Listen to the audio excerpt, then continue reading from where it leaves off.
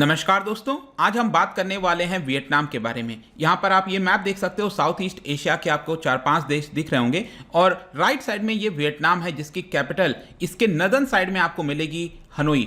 ये बेसिकली 3 देशों के साथ अपनी बाउंड्री शेयर करता है। नॉर्थ साइड में आप देख पाओगे चाइना, लेफ्ट में आपको लाओस दिख रहा होगा और यहाँ पर साउथ वेस्टर्न साइड कंबोडिया। तो ये 3 देश हैं जिसके साथ बाउंड्री शेयर करता है। अब देखिए, जब से कोरोना वायरस आया है तो थाउजेंड्स ऑफ वेरिएंट सामने निकल कर आए हैं, अलग अलग वेरिएंट्स निकल कर सामने आए हैं। तो वैसे तो रोज वेरिएंट्स आते रहते हैं, लेकिन यहां पर अब एक दिक्कत हो गई है कि वियतनाम के अंदर एक हाइब्रिड वेरिएंट आया है। आपको याद होगा यूके के अंदर एक नया वेरिएंट डिटेक्ट किया गया था, फिर भारत के अंदर एक नया वेरिएंट डिटेक्ट किया गया था जिसको B1617 बोला जा रहा था। तो इन दोनों का मिक्सचर यहां पर हाइब्रिड बताया जा रहा है। ये आप न्यूज देख सकते हो, Vietnam reports new virus variant a hybrid of strains found in India and UK. यहां पर भी आप देख सकते हो कई सारे इंटरनेशनल मीडियाज के द्वारा इसको कवर किया जा रहा है और इसका मेन कारण यह है कि ये काफी तेजी से हवा में स्प्रेड होता है। तो ये पूरा कारण क्या है, यहां पर हम किस चीज की बात कर रहे हैं, वियतनाम ने क्या बोला है, इसका असर क्या आया है वियतनाम के ऊपर, और प्लस इकोनॉमिक एंगल भी हम इसके अंदर समझने की कोशिश करेंगे क्योंकि वियतनाम जो है वो एक बहुत इंपॉर्टेंट पार्ट है ग्लोबल सप्लाई चेन का।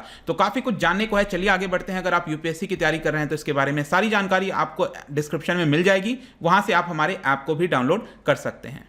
सबसे पहले देखते हैं एग्जैक्टली हुआ क्या है, हम क्यों इसके बारे में डिस्कस कर रहे हैं। आपको ऑलरेडी पता है कि भारत के अंदर स्पेशली जिस तरह का सेकंड वेव आया है, इससे हम जूझने की कोशिश कर रहे हैं, इससे लड़ रहे हैं और साथ ही साथ तीसरे वेव की भी तैयारी कर रहे हैं। अब हमें पता हो गया है कि लगातार इस तरह के वेव्स आते रहेंगे। ये हमारे ऊपर डिपेंड रहता है कि हम किस तरह से अपनी तैयारी को और अच्छे से रख सकते हैं।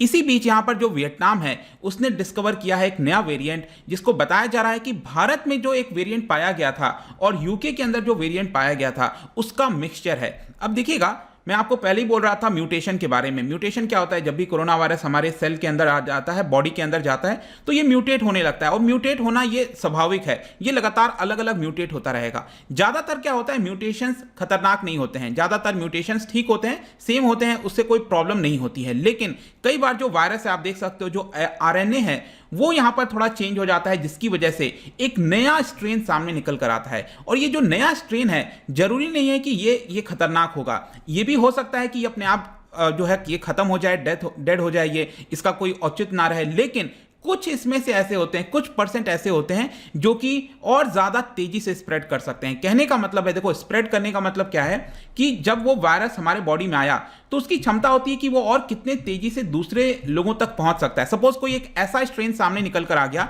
जो हवा में ज्यादा देर तक रहेगा, तो जाहिर सी बात है ना कि वो अगर ज्यादा देर तक रह सकता है हवा में ड्रॉपलेट में, तो वो ज्यादा स्प्रेड करेगा।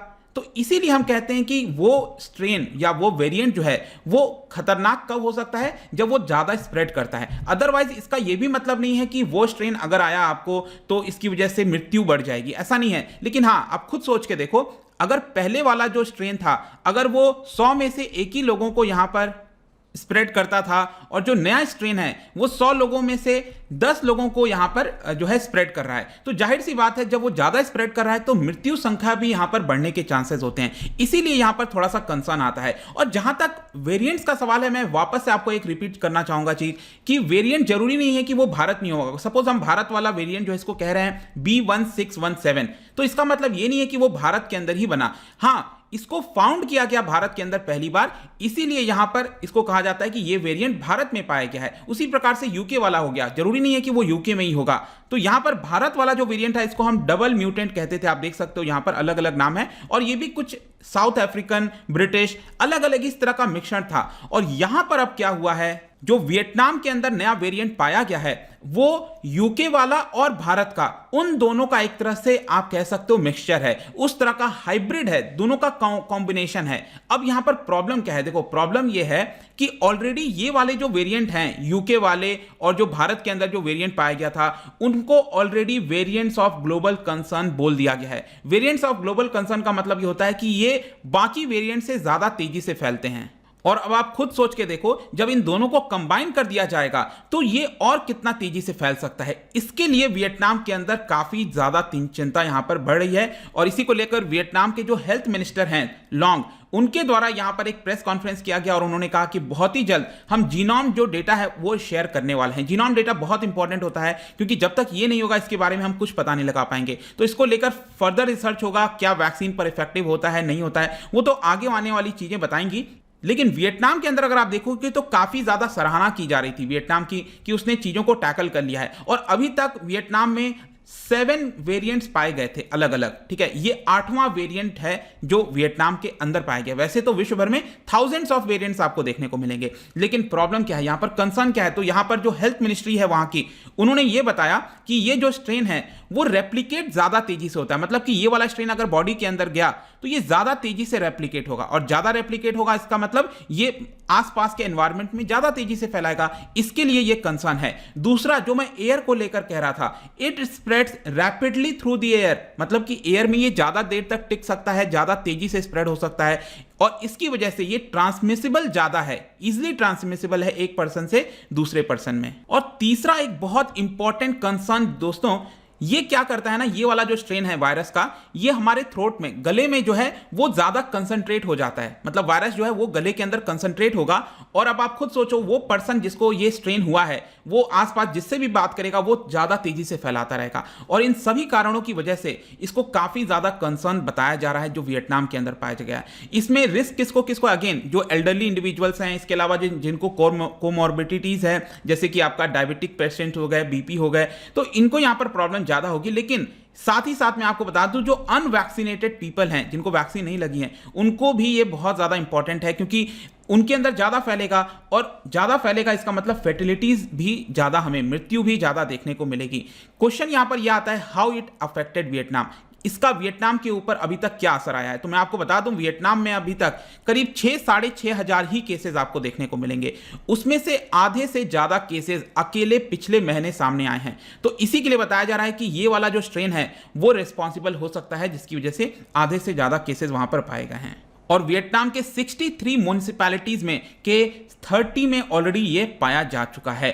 अब यहां पर क्वेश्चन आता है कि क्या वैक्सीन इफेक्टिव है इसके ऊपर। देखिए अभी तक कोई भी डेटा इसको लेकर नहीं है, अगर कोई डेटा बताता है इसके ऊपर अभी तक कोई जांच नहीं हुई। अब जीनोम सीक्वेंसिंग वगैरह के माध्यम से चीजें दी जाएंगी तब जाकर इसमें पता लगेगा। लेकिन वियतनाम में अगर आप देखोगे तो वैक्सीन भी तेजी से लगा नहीं है। 96 मिलियन पीपल का देश है वहां पर और 30,000 लोगों तक ही ये वैक्सीन पहुंची है, मतलब जस्ट 0.03%। अब वो लोग कोशिश कर रहे हैं कि वैक्सीन बढ़ाया जाए। लेकिन अगर हम इफेक्टिवनेस की बात करें तो मैं आपको एक एग्जांपल से समझाता हूं। जैसे जो भारत के अंदर वेरिएंट पाया गया था, जो डबल म्यूटेंट जिसको हम कह रहे थे B1617, उसमें अगर आप देखोगे तो रिसर्चर्स के द्वारा बोला गया कि जो फाइजर और एस्ट्राजेनेका की वैक्सीन है वो हाईली इफेक्टिव है अगर 2 डोज दिया जाएगा। अगर सिंगल डोज दिया जा रहा है तो वो आपको प्रोटेक्ट नहीं कर पाएगा, लेकिन अगर 2 डोज दिया गया है तो जो भारत के अंदर वेरिएंट पाया गया था वो अच्छे से इफेक्टिव है, कोई प्रॉब्लम नहीं है। तो इसी के लिए यहां पर जरूरी क्या है कि वैक्सीन जल्द से जल्द लगवाई जाए, तब जाकर हम यहां पर सेफ थोड़ा महसूस कर सकते हैं।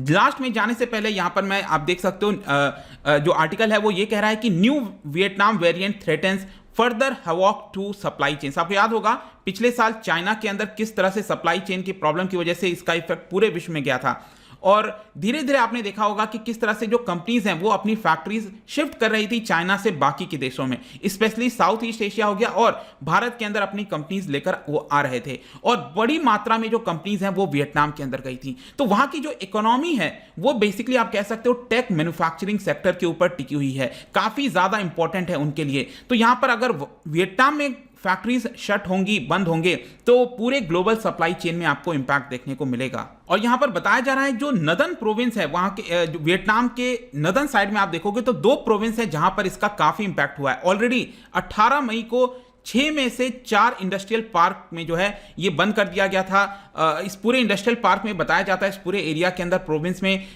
साढ़े तीन लाख वर्कर्स काम करते हैं। एक और आपका प्रोविंस है, वहां पर भी कई सारे फैक्ट्रीज को शटडाउन किया गया है। सैमसंग इलेक्ट्रॉनिक्स, कैनन प्लांट जो हो गए, वहां पर जो कई सारे लोग पॉजिटिव पाए गए हैं। इसके अलावा अब कोशिश की जा रही है कि जो सदर्न साइड है, पूरा वियतनाम का सदर्न साइड, स्पेशली हो चिन मिन्ह जो सिटी है आपका, वहां पर आप देखो तो करीब 17 इंडस्ट्रियल जोन्स देखने को मिलेंगे, जहां पर 2,80,000 वर्कर्स काम करते हैं। तो उसको अब बचाने की कोशिश की जा रही है कि कहीं यहां पर भी फैक्ट्रीज वगैरह को शट ना करना पड़ जाए, अदरवाइज वियतनाम की इकोनॉमी तो प्रॉब्लम में आएगी ही, इसके अलावा ग्लोबल सप्लाई चेन पर भी इंपैक्ट देखने को मिलेगा।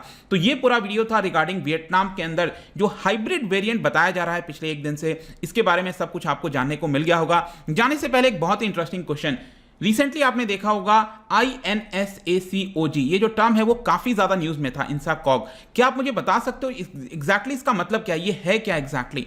इसका जो राइट आंसर है आपको पता ही है, मेरे इंस्टाग्राम पर तो आपको मिलेगा ही। अगर आप वहां पर नहीं हो कोई बात नहीं, टेलीग्राम से ले सकते हैं इसका राइट आंसर। और मैं कई सारे MCQs यहां पर डालता रहता हूं स्टोरीज के फॉर्म में, आप जाकर प्ले कर सकते हो। बाकी अगर आपको PDF चाहिए, बाकी सोशल मीडियाज पर आप मुझसे जुड़ सकते हैं टेलीग्राम पर। और अगर आप मुझसे इकोनॉमी पढ़ना चाहते हैं, कोई भी कोर्स परचेज करना चाहते हैं, तो ऐप को डाउनलोड कर सकते हैं। होप कि ये वीडियो आपको पसंद आया होगा। मिलता हूं आपसे next time. Till then, thank you very much, see you soon.